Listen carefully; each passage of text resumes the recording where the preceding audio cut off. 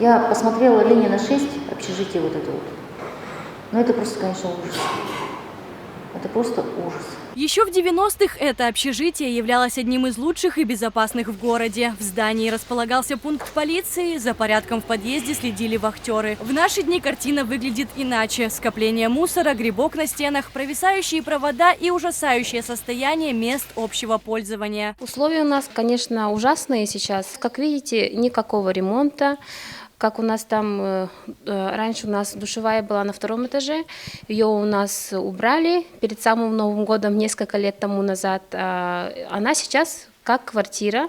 Сейчас, вот видите, 2-я дверь, да, там тоже была душевая женская, мужская. У нас были с ней проблемы, так как пол холодный и там все застревало, вода не уходила, поэтому ее у нас опять тоже же закрыли. По словам начальника отдела ЖКХ Губинского округа Александры Зайко, душевую, уборную и кухню на 1-м этаже закрыли по требованию самих собственников. Часто в местах общего пользования собирались бомжи. А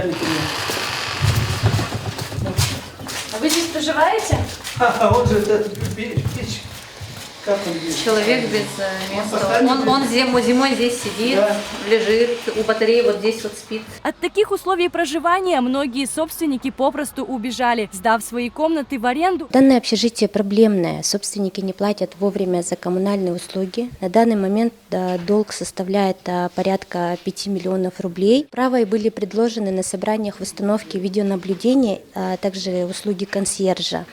Но, соответственно, будут внесены данные расходы в тариф. Собственники отказались. Самые ответственные жильцы пытаются решить проблему за себя и за других. Геннадий Сагдоев не только регулярно обращается в различные инстанции с просьбой о помощи, но и расклеивает по всему подъезду объявления. Тахмина Степанова и вовсе написала обращение лично главе города. Я обратилась с просьбой вообще принять какие-то меры, потому что у нас места общего пользования, как туалет, душевая и прачечная, они недоступны для общего пользования уже много лет. При этом нам выставляют счет по коммунальным услугам, за свет, за слив, за воду холодную и горячую. Обращение не осталось без внимания. Управляющая компания обязалась оборудовать санитарные помещения до 9 августа. Уже сегодня подрядчики приступили к ремонтным работам. Также, согласно предписанию Жилнадзора, до 30 августа управляющая компания обязана организовать уборку мест общего пользования, обеспечить исправность внутридомового электрооборудования и инженерных коммуникаций, отремонтировать окна и входные двери. Кристина Ясинская, Айсен Попов, Якутск ТВ.